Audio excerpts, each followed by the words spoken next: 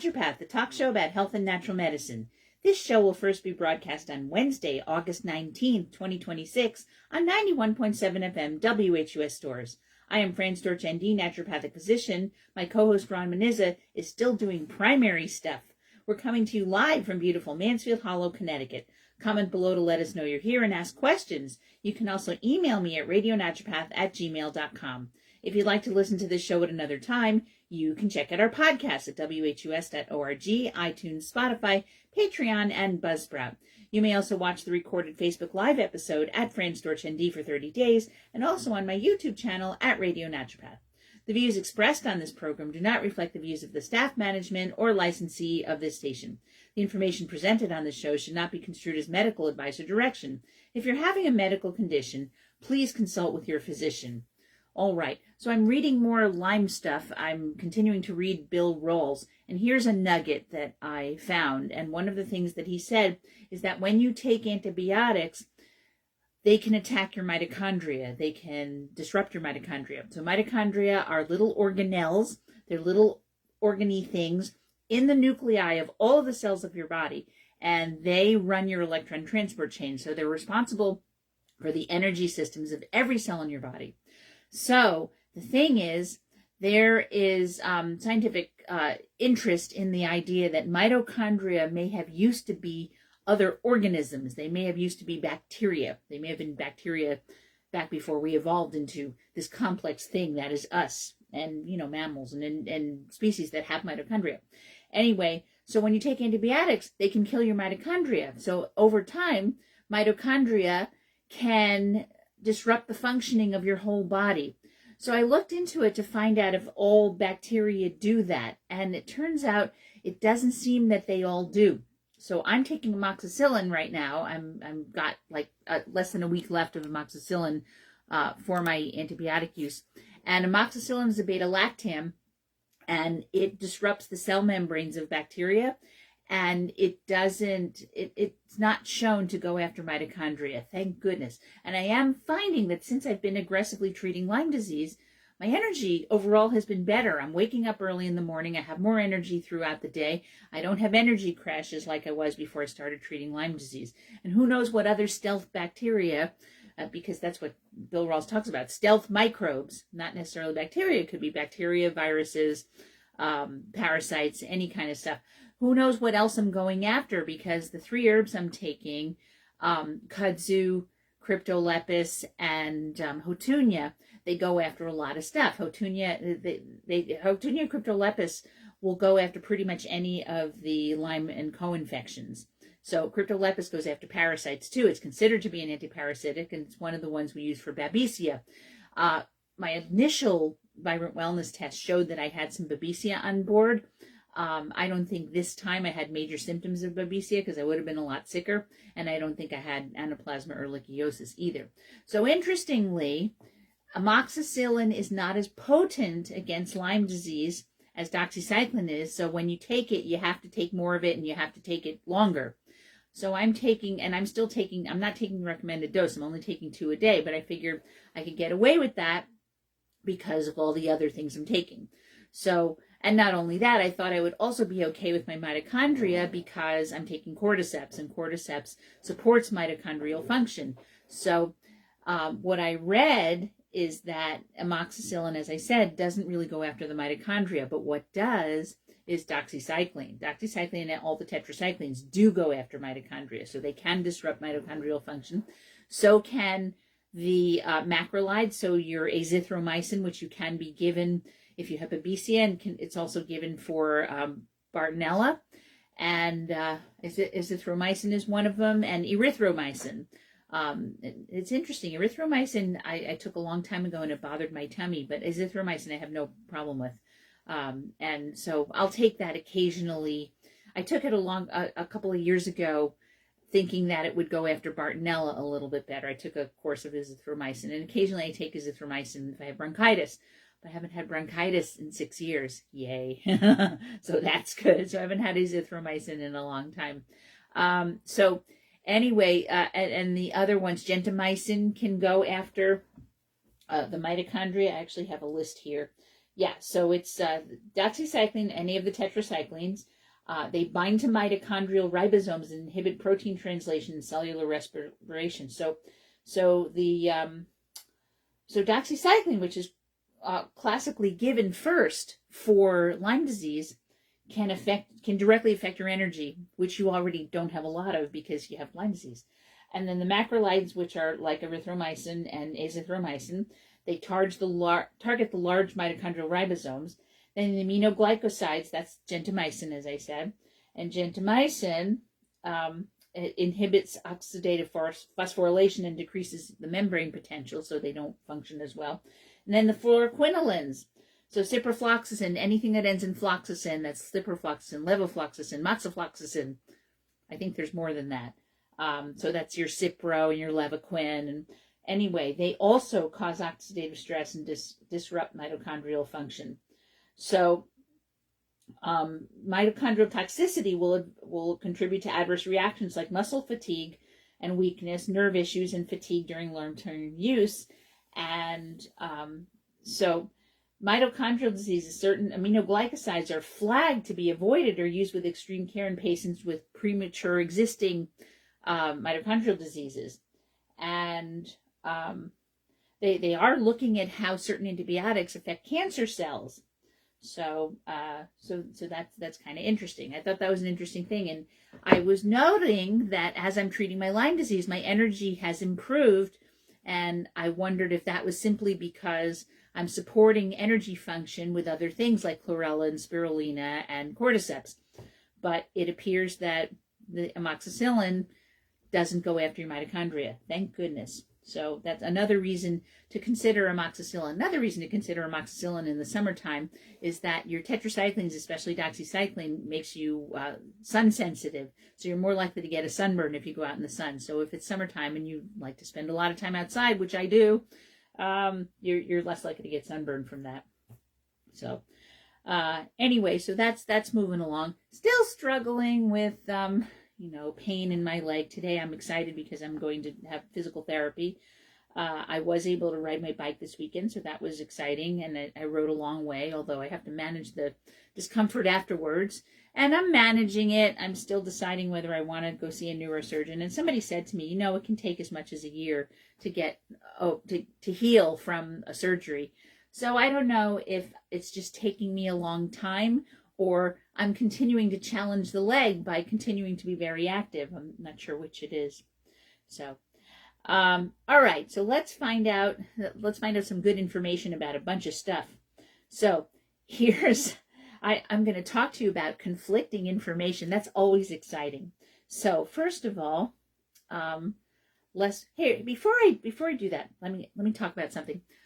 Right now, what's going on is they called up Dr. Anthony Fauci to be on, the Senate is grilling Dr. Anthony Fauci, and there were a lot of people on the Republican side, led by Senator Rand Paul, to believe that Anthony Fauci was responsible for creating the coronavirus and also causing damage to people by creating the vaccine.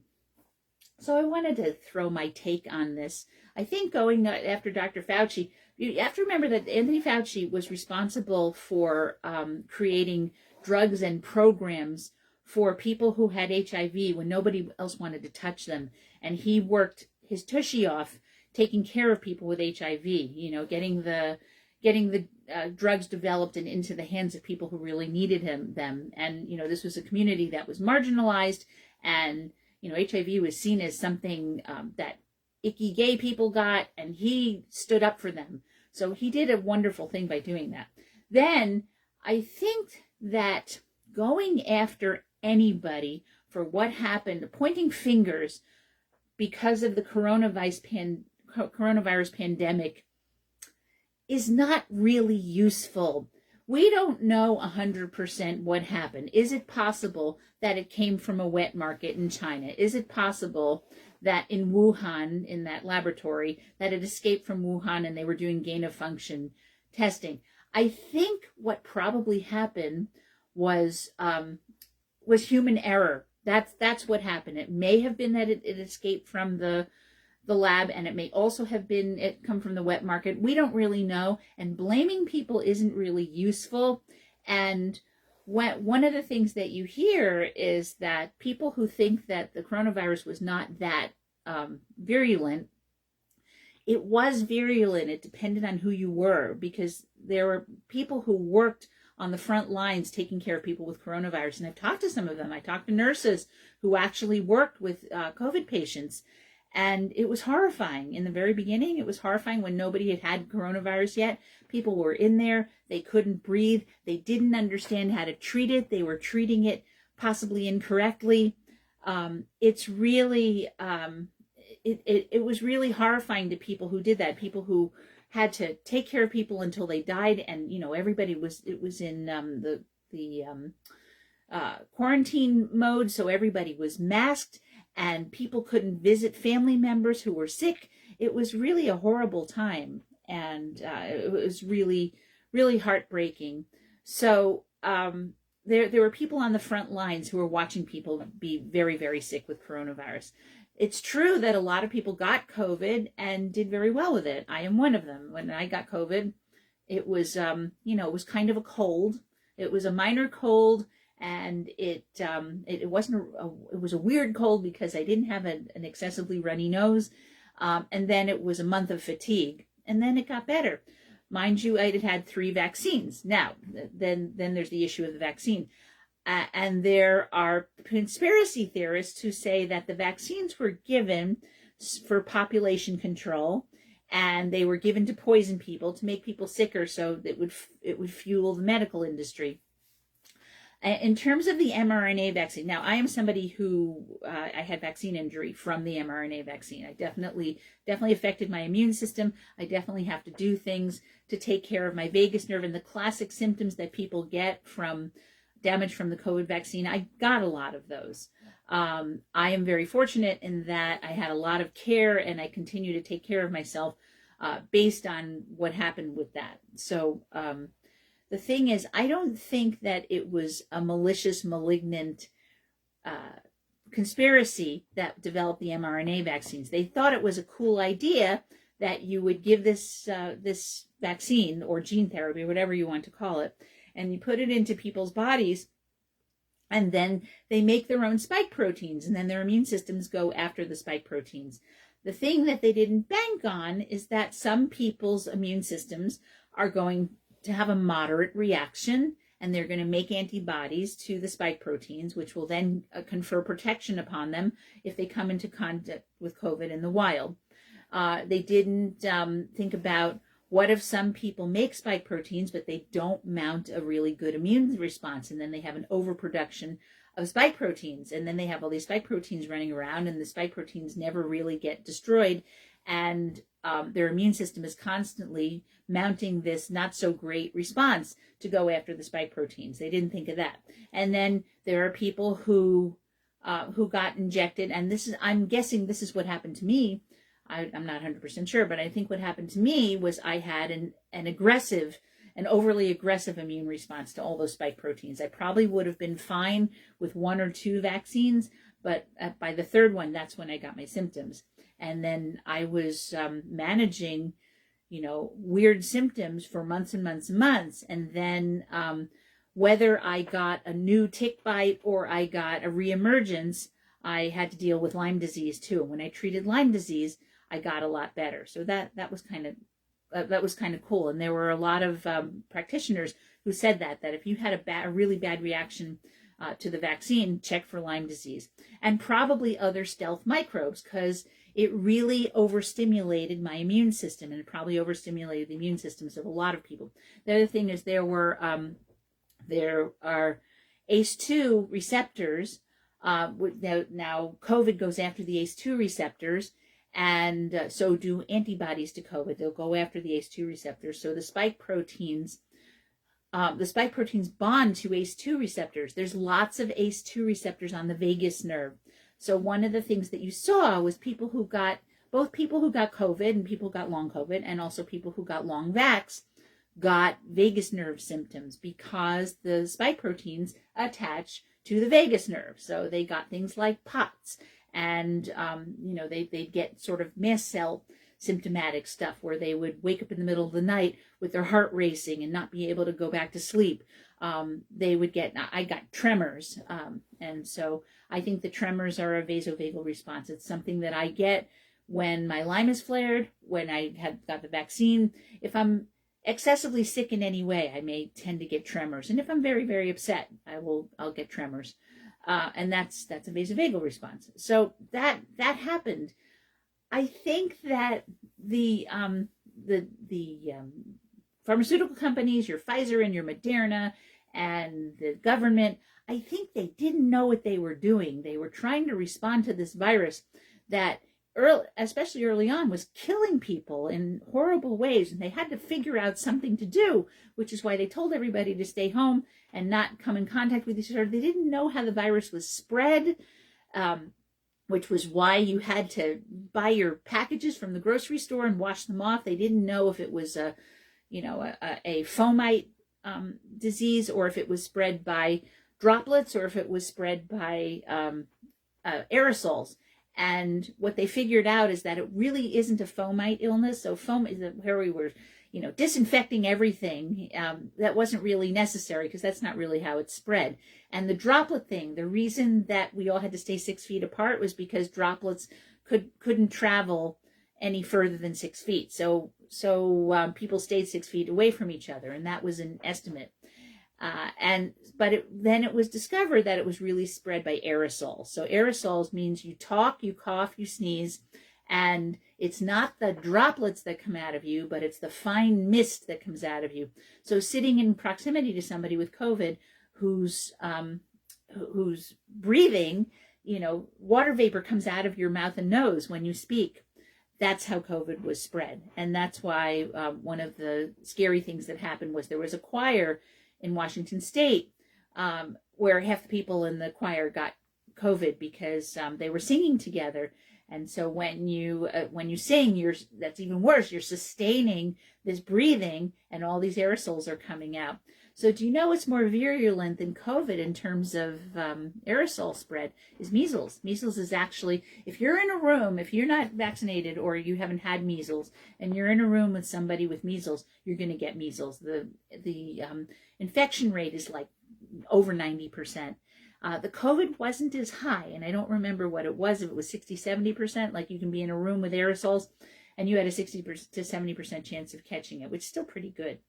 And so once they figured out, that's when they were like, go outside, open windows, HEPA filters. I got HEPA filters for my office because HEPA filters pull particles out of the air that are smaller than the COVID vaccine. So I run the HEPA filters. To this day, I still run the HEPA filters. It's nice because it keeps the air purified in my office.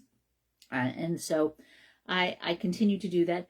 And even though COVID is not thought to be spread by fomites so much, lots of other things are. So fecal oral illnesses like this cyclosporiasis that's being spread, that's a fomite illness. So fomite means that somebody, if it's fecal oral, it means somebody touches their tush, they touch their or their mouth, and they touch a surface, and then you touch the surface, and then you get it transmitted to you, and then you touch your face, and then you get it transmitted to you. That's a fomite spread.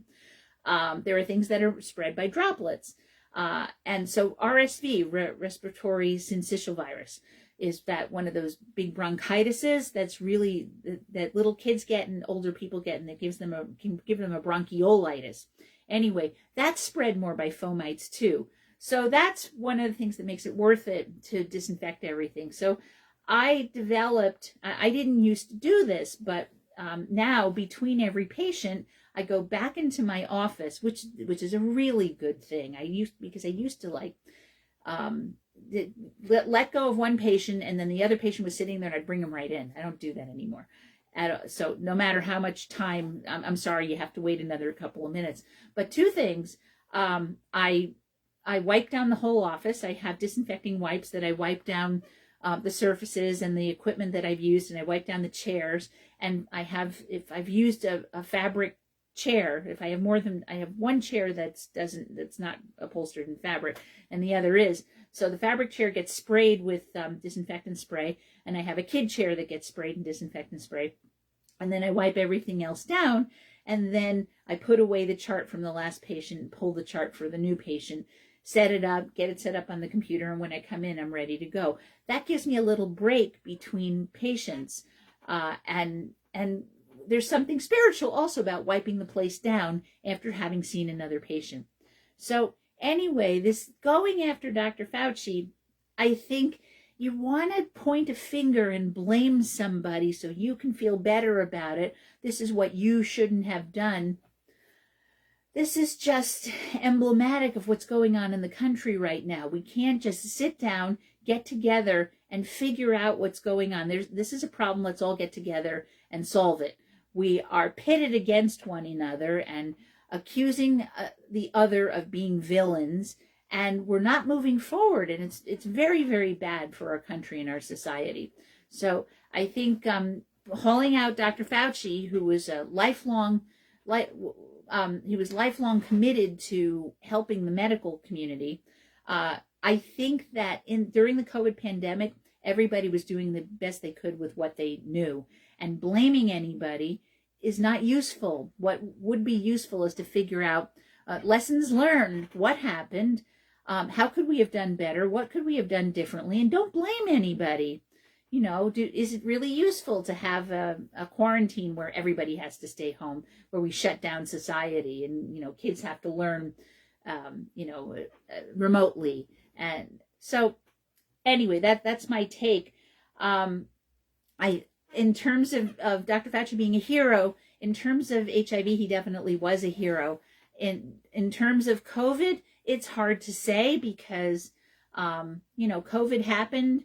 We kind of got through it. There are people who died. There are people who terrible things happened to them.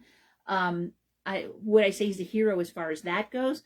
Well, there's no cure for COVID. So in that sense, he's not as much of a hero as he was for HIV. But going after this 85-year-old guy, let's put him behind bars. Sure, great. So he's going to spend the last 2 years of his life in prison. And his life will be shorter if he goes to prison than if you don't put him in prison. You really want to do that? It doesn't make sense. And, it's another distraction from all of the other things that are going on right now. It's not useful. So, I feel for Dr. Fauci. I wish that he could just, spend his retirement in peace.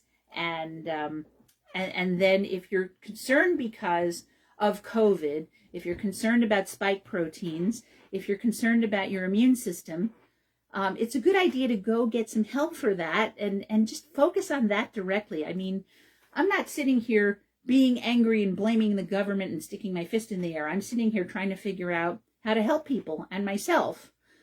So I've got an order of augmented NAC, which I continue to take. And by the way, what's interesting, and now if you see my spike protein antibodies, they're still really high. And I don't know if that's because I still have lots of spike proteins on board, or if it's because I just mounted a really strong immune response to the spike protein. I don't know if there's a way to measure spike protein load in the body. There doesn't seem to be a PCR test. Maybe there is in research settings, but there's certainly not one through Quest Diagnostics or LabCorp or hospitals or anything like that I could order. But you can order spike protein antibodies. And my spike protein antibodies are still high.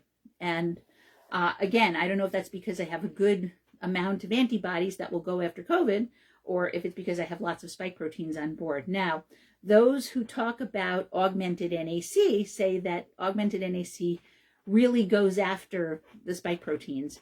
So I continue to take that, and I think that since I started taking the augmented NAC, I've overall felt better. And the way I felt better is no tremors, more energy, less energy crashes.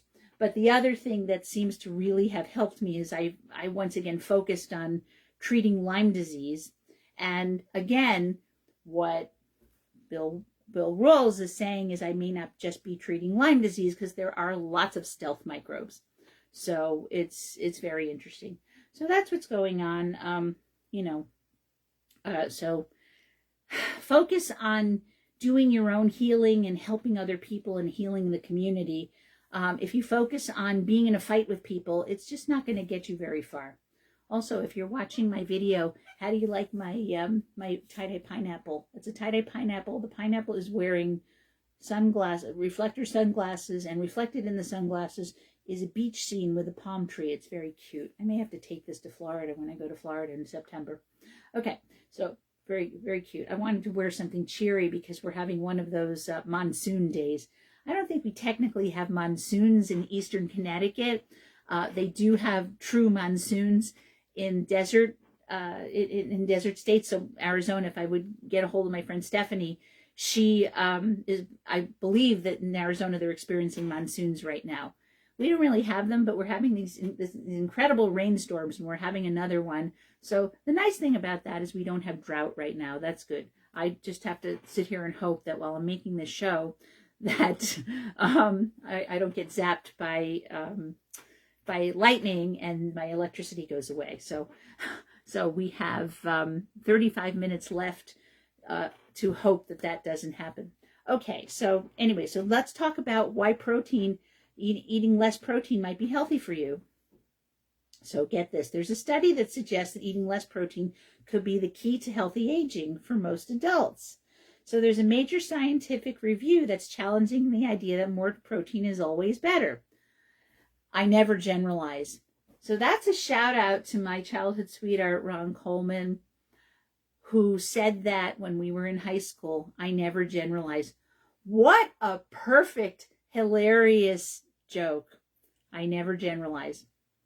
That's like the thing in Star Trek with Spock and Kirk, where they want to confuse an evil computer. So Kirk says to the computer, pointing to Spock, "This man never tells a lie." And Spock says, "I'm lying." So, that it's that kind of logic that he never tells a lie. So everything out of his mouth has to be true. And then he says that he's lying. So is he actually lying, or is he telling the truth about lying? And the computer exploded. It was great. So the same thing. I never generalize. It's perfect, because if you say you never generalize, you say never. Never is a generalization. If you say never and always, those are generalizations. So I just love that. Anyway, if I maybe I'm over explaining, but anyway, is more protein always better? So my take on that, my point is that nothing is always better, and nothing is never better either. So is COVID always lethal? No, obviously not. And that's when you have to start doing the work. From Byron Katie. Is it true? Can you be absolutely certain it's true? How do you feel when you think that thought? Who would you be if you dropped that thought? And can you think of one stress-free reason to drop that thought? And I'm not asking you to drop it. And then turn it around. And drink plenty of water with electrolytes. Okay. Grape electrolytes. I'm looking forward to getting rid of the grape container because I have a peach mango ready to go. But I have to finish the grape first. Okay. So this review, who was led that more protein is not always better, was led by a pathologist and biomedical researcher named Dudley Lamming and published in the journal Cell Press Blue. And it examined more than 350 studies involving humans, mice, insects, yeasts, and other organisms. The review found that eating less protein or less of certain amino acids that make up protein may turn on body processes linked to healthier aging, as well as metabolism, the process by which the body turns food and drink into energy. Protein is now added to lattes, cereals, chips, ramen, many other foods we never traditionally marketed as protein-rich. So more protein must be better, right? Scientists are asking if that's true for everyone. For adults who already get enough, eating more protein may offer little benefit, while some research suggests that eating less protein could support healthier aging. There was a 2025 survey by the International Food Information Council that found that 70% of U.S. adults say they try to eat protein, with high-protein diets the most popular type of diet that same year for the third year in a row. Still many people surveyed said they did not know just how much protein they needed. And so how much protein do you actually need? Protein helps to build muscle, repair tissue, help the body recover. But protein needs vary from person to person, depending on age, health, body size, and activity level. The recommended daily amount for a healthy adult is 0.8 grams of protein per kilogram body weight, or about 0.36 grams per pound. So if you weigh 70 grams, if you weigh 70 kilograms, which is about 150 pounds, which is supposedly the size of an average person, that's probably higher than that. Anyway, so if you 0.8 grams of protein per kilogram, if you're 70 kilograms, we're going to do the math, 0.8 times 150 is, wow, that's 120 grams of protein in a day. It's a lot. I don't know that I'm getting that most days. So a 150-pound person is supposed to be eating 120 grams. So I'm probably supposed to be eating like 125, 130. I don't think I'm doing that. For a person who weighs 140 pounds, then here's the next thing. 140 pounds, the daily recommended amount is, am I doing this wrong? 0.8 grams of protein per kilogram. For a 140-pound person, the recommended amount is 51 grams of protein. 0.8 grams per kilogram? Oh, I did this wrong. I'm sorry. 0.8 times 70. I did that wrong. It's 56. Okay, so that I'm probably doing. So I'm probably getting 60 grams of protein in a day, and maybe more, because I definitely do. I don't eat like big steaks, or my way of eating protein tends to be protein shake, and then we have, some kind of protein at night, whether it's fish or chicken or turkey, or some kind of a sausage. And then I may have more protein midday. So I'm probably getting 60 to 70 grams. Many Americans already eat more than that. A usual meal may have 20 to 30 grams of protein, often from a 3 to 6 ounce serving of meat, chicken, or fish. And a study of national health data found that adults who met exercise guidelines ate about 82 grams of protein a day. And adults who did not meet the guidelines still ate about 79 grams a day, which is very close. It's probably safe to say that for sedentary individuals, follow the original recommendation of 0.8 grams per kilogram. And that doesn't mean inactive adults should cut their daily protein intake immediately. It just means they may not need to keep adding more. For sedentary individuals, simply moving the body may also help health more than just eating protein. So how much protein supports healthy aging? There was a review of the effect of reducing protein in many body processes. One of the processes involves a hormone called FGF21. There's an increase in a hormone called FGF21 that promotes energy expenditure when protein intake is reduced. It essentially increases thermogenesis in your adipose tissue, so you don't just store fat, but you actually burn it as fuel. This may help explain why some studies connect lower protein diets with less body fat, better blood sugar control, and a healthier metabolism. Eating less protein may also affect signals that tell cells when to grow, repair, damage, or recycle old cell parts. These jobs may play a role in aging. However, protein restriction is not the same as protein deficiency. The goal is not to deprive the body of an essential nutrient. Instead, the research raises the possibility that avoiding unnecessary excess could benefit some people who already consume enough. The right amount depends on the person. Shocking, right? Active adults, pregnant people, older adults, and those recovering from illness, injury, or surgery may have higher needs. People losing weight may also need enough protein to protect muscle as they lose body fat. And included in people losing weight is people taking GLP-1s. So that's your Ozempic, your Wegovy, your Zepbound, your Mounjaro. All right.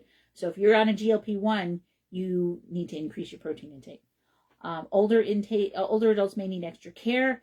Aging can cause sarcopenia, which is a slow loss of muscle and strength. Eating enough protein and doing strength exercises may help slow the loss. People with kidney disease, liver disease, and other health problems may need special advice. Anyone planning a major change in protein intake should talk with a doctor or registered dietitian. The review has some limitations. The studies use different diets, protein amounts, and study lengths. Many studies were done in animals or other organisms, so the results may not fully apply to humans. Protein's still essential, meaning you don't synthesize protein. Well, you do synthesize protein, but what's essential is the amino acids. And you have to eat the amino acids in order to make the protein. So protein, technically, I think they mean essential, meaning you got to eat protein. But technically, as a nutrient, protein is not essential. It's amino acids that are essential, because if you eat protein, you break it down and then you reconstitute it as the proteins you need in your body. Healthy adults who already get enough may not benefit from adding it to every meal, snack, and drink. Yeah, that works for me. Gosh. Before reaching for another high protein product, a better question may be, how much protein does my body actually need? And what I tell my patients is it really depends on their activity level. I have been doing the general thing about try to get at least 90 grams of protein a day. You know, there are 30 grams divided into 3 shots. But I may go back to that 0.8 grams and then add to it based on how much exercise you get. So what I would say is start out with 0.8 grams per kilogram. You have to figure out how many kilograms you weigh. And how many kilograms you weigh is... it is 0.45. There's a 0.454 kilograms per pound, 454 grams per pound, and 454 grams per pound. Yeah, let's do that. How many grams in a pound? 454 grams in a pound. So to figure out how many kilograms you weigh.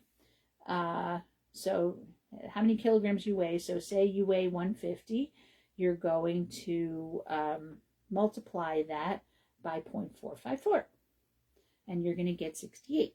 All right, so that's about 70. So you multiply your weight in pounds by 0.454. That's how many kilograms you weigh. And then so if you weigh 68 kilograms, you multiply that by 0.8, and now you have 54 grams. All right, so that's your base. And then, so if you don't move a lot, or you're not getting a lot of exercise, if you're getting 54, you're doing pretty good. And then what I do on top of that is, so if you were add 30 grams to that, now you're into 80. So what I would do is, based on how much exercise you get in a day, you want to add another 30 to 40 grams. And I know my body tells me how much I need. If I'm not moving a lot, I'm not going to eat as much protein. I'm not going to eat as much food. But I do try to get my protein shake in, and I do get my nut butter and nuts and seeds, and then I get my dinner protein, whatever that is. And often in the middle of the day, I'll have some protein as well. And that could be cold cuts, it could be leftovers, it could be a meat stick. So I'm probably getting 60 to 70 grams of protein in a day. So this is encouraging, because what it's basically saying is, don't worry so much about how much protein you're getting. Do eat protein, but don't try to hit 100 grams if your exercise is a gentle walk every couple of days. All right. So then the next article I have here is, wait for it, more protein may be healthier. I thought that would be funny. I found the two articles, and I thought, wouldn't it be cool to note them one after the other? Is it time to double your protein intake? Experts weigh in on longevity benefits. A new perspective paper argues that official public health advice for protein intake and exercise may be outdated, as it focuses on preventing disease rather than maximizing long-term health. The research cited in the study suggests that protein intake can be increased to approximately twice the current standard recommendations, reaching up to 1 gram per pound of body weight. Oh boy. So for me, that's like 160 grams. I couldn't do it. I could absolutely not do it. You know who else can't do it is people on GLP-1s, because one of the things I understood, I was listening to Mark Hyman. Mark Hyman talked about the concerns with taking GLP-1s. And the fact that when you take a GLP-1, it doesn't just go after body fat, it goes after lean tissue as well. And it will go after your proteinaceous structures, so your bones and your collagen and your tendons and your muscles and your organs.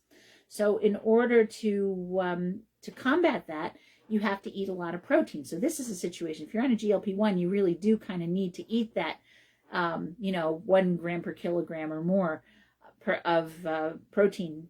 And at least try to get your 90 grams in, in 3 meals and a snack, right? So people with the problem with GLP-1s is people who take GLP-1s don't have an appetite. Their appetite goes way down. Really hard for them to eat anything, let alone protein. And protein is harder to eat if you're not super hungry because it's very dense, and you'll get through a couple of bites of chicken breast and you're done. So it's really a problem.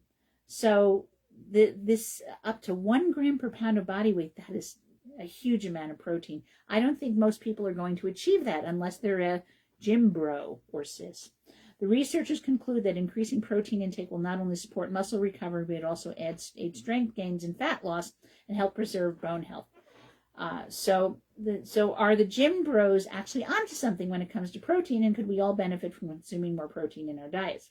So this perspective paper from June 26 in Frontiers in Nutrition makes the case for updating a current official public health advice for protein intake and exercise. In the paper, Chris McDonald, who's a PhD fellow and director at Lucy Cavendish College, University of Cambridge in the UK, draws attention to the fact that current recommendations focus on minimum intakes to prevent disease rather than on maximizing long-term health benefits. So we talk about that a lot in natural medicine, that the RDA, my patients come in and they're upset because, oh my goodness, I'm taking way more than 100%. Look, this has 1,000% of the recommended daily allowance. And I'm like, okay, there's a difference between the recommended daily allowance is enough to prevent a deficiency state. And then there are therapeutic doses of nutrients, whatever it is, whether it's protein or magnesium or zinc. So they're saying that the recommendations now are enough to prevent a deficiency state, which is useful. So you eat enough to prevent the deficiency state, and then you add on depending on what else is going on.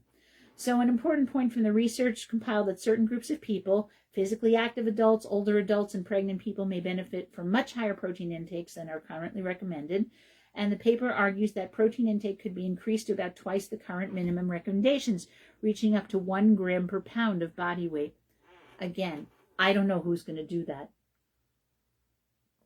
I don't think I could get that in, and I wouldn't enjoy it either, as I'd be stuffed. I wouldn't feel good.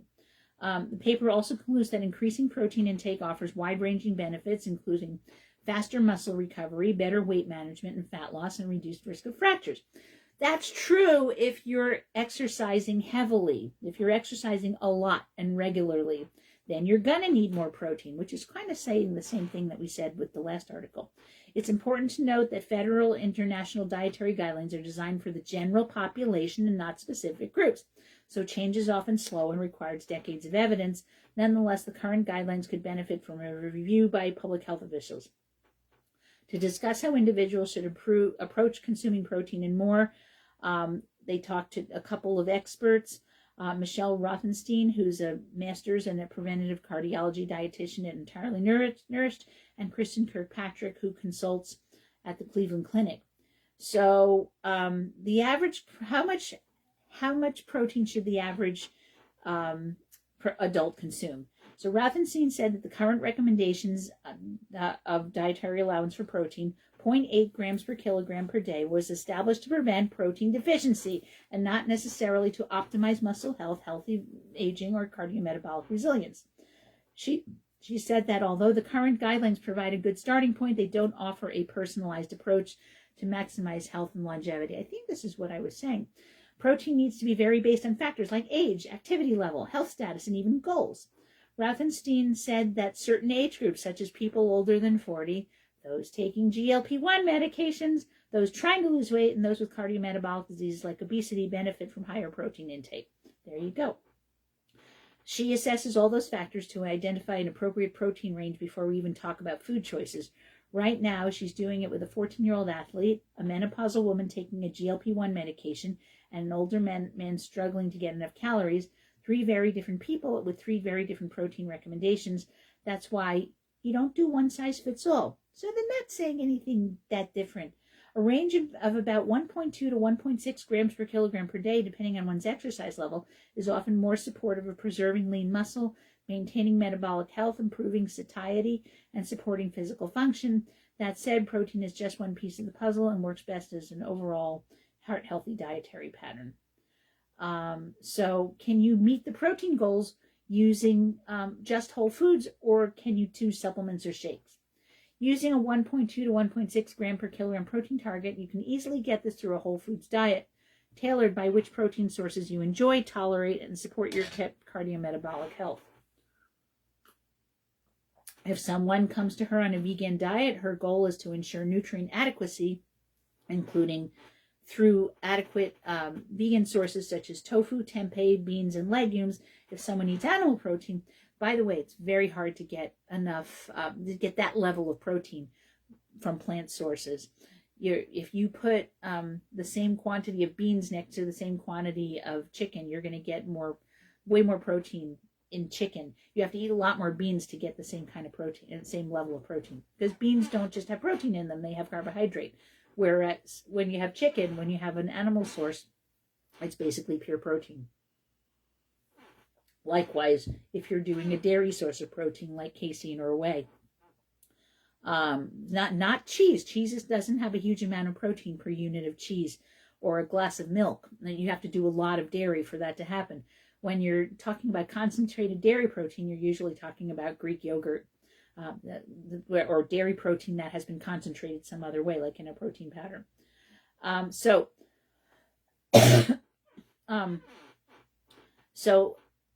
For many people, Whole Foods can absolutely get them there. Think eggs or Greek yogurt at breakfast, lean protein like chicken, fish, beans, or lentils at both lunch and dinner, and protein-rich snacks throughout the day.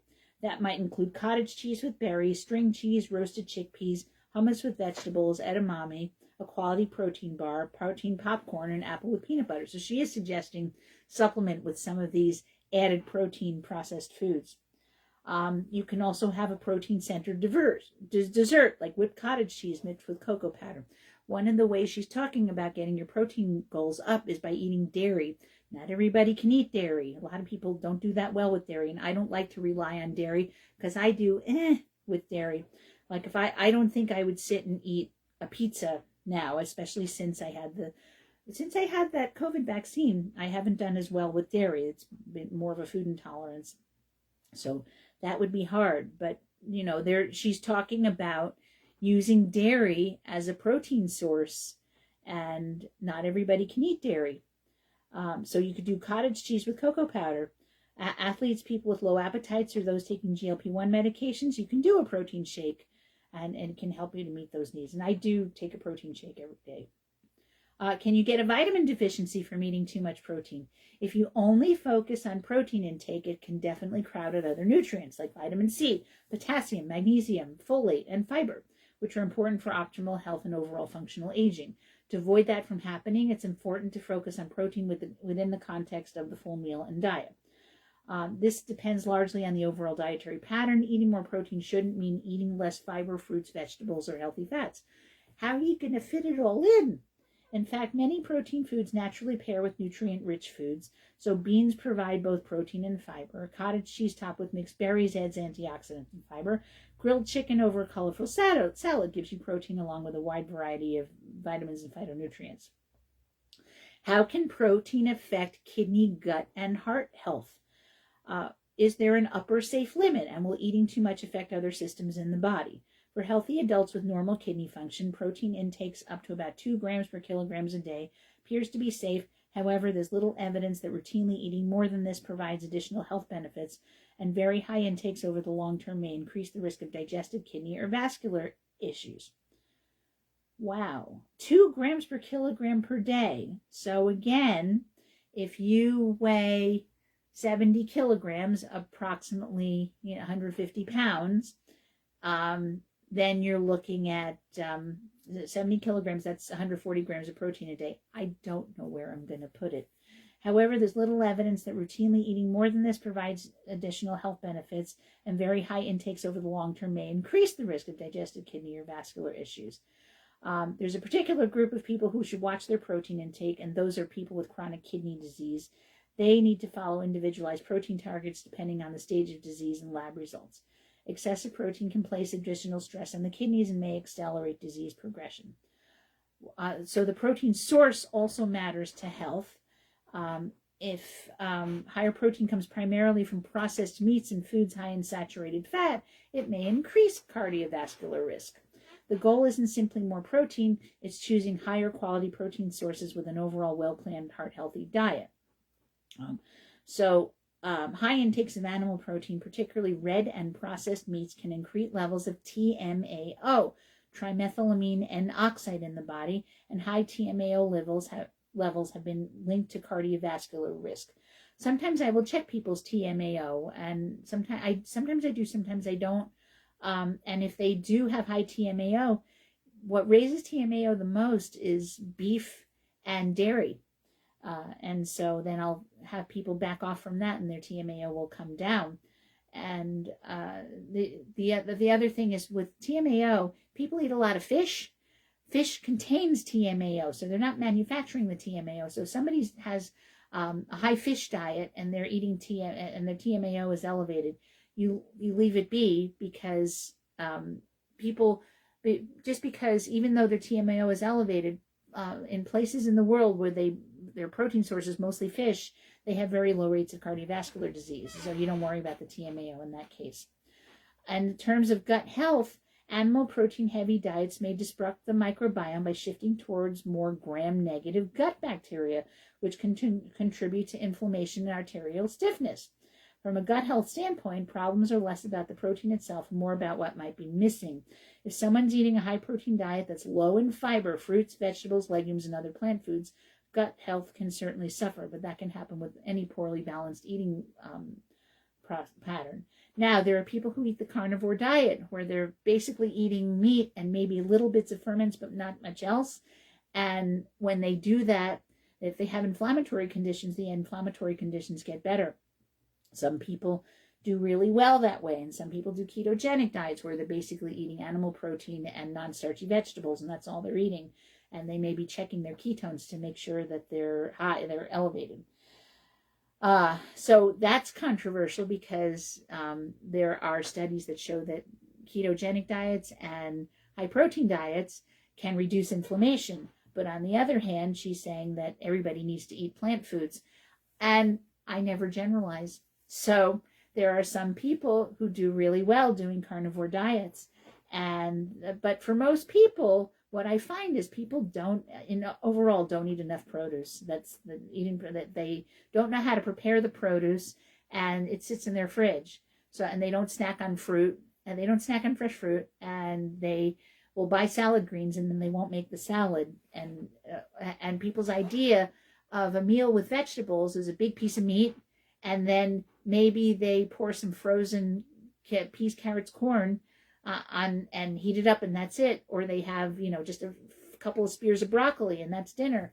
And Ron and I, we just don't do that. We have a stir fry, which has lots of vegetables in it, or we have a salad that has lots of vegetables.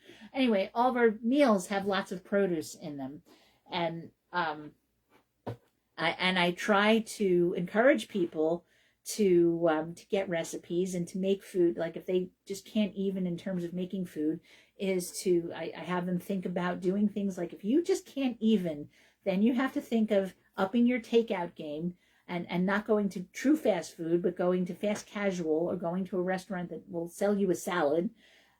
You can do that, or you can get a meal service. Or you learn how to make big batches of stuff so you don't have to cook every night, so that you have leftovers every few nights. That becomes problematic if you have mast cell issues, but not everybody has that. But anyway, so you do food prep, and then maybe a couple days you don't have to do food prep. And so exercise, protein is not a standard factor in a longevity plan. Regular physical activity is one of the most important pillars of longevity. We have strong evidence showing benefits not just for cardiovascular health, but also for maintaining muscle, supporting brain health, reducing the risk of certain cancers, helping with weight management, improving mental health, and preserving independence as we age. So what she's saying is it's important to exercise. Yes, movement is important. Absolutely. So less protein may be really good for you. Also, more protein may be really good for you. And I think that when you taking the two studies together, what you come out with is it depends. And which is what we do in naturopathic medicine. We help people to figure out an amount of whatever that's going to be good for them. So I think when we talk about 0.8 grams per kilogram of protein per person, that is a good baseline, and it's the amount of protein supposedly that you need to prevent a deficiency state. So you want to make sure you're getting at least 0.8 grams per kilogram. So for a 150-pound person is about 68 kilograms, and 60 kilograms, which means that their baseline level of protein is only going to be 54 grams, which is pretty easily achievable. If you then exercise, if you're doing any kind of regular exercise, then you want to do more than that. So if you're approaching 80, 90, 100, you're probably doing okay. And if you use a fitness tracker, you'll find that the more exercise you get, it'll increase the amount of protein that it expects you to eat on that day. I mean, when you get physical activity, it increases your macros altogether, and it will increase the amount of protein that it expects you to get. Thunder, just heard thunder. Okay, which is good because I only have a couple minutes left. Anyway, so figure out what works for you. I always give my patients I frequently give my patients a handout that has protein sources. On one side of the handout, it has animal protein sources. On the other side, it has vegetable protein sources. And I tell them mix and match until you reach X number of grams of protein a day. And I think I'm going to start out with that 0.8 grams per kilogram for people. And then depending on the activity level that they have, I'm going to tell them to eat more than that. That if you're getting somewhere between 50 to 100 grams of protein a day, depending on your activity level and what else is going on with you, you're probably doing pretty well. All right, and that's what I have to say today. So I'm going to let you go. You have been listening to Radio Naturopath, the talk show about health and natural medicine. I am Fran Storch, ND, naturopathic physician. You can email me with questions and comments at radionaturopath@gmail.com. If you'd like to listen to the show at another time, you can check out our podcast at whus.org, iTunes, Spotify, Patreon, Buzzsprout, and YouTube. You may also watch the recorded Facebook Live episode at Fran Storch, ND. The views expressed on this program do not reflect the views of the staff, management, or licensee of the station. The information presented on the show should not be construed as medical advice or direction. If you're having a medical condition, please consult with your physician. Thank you for listening to Radio Naturopath, your show where you can learn about the best of science and nature. We'll be back with more Radio Naturopath next week at 91.7 FM, WHUS stores, and WHUS.org. Thanks for listening.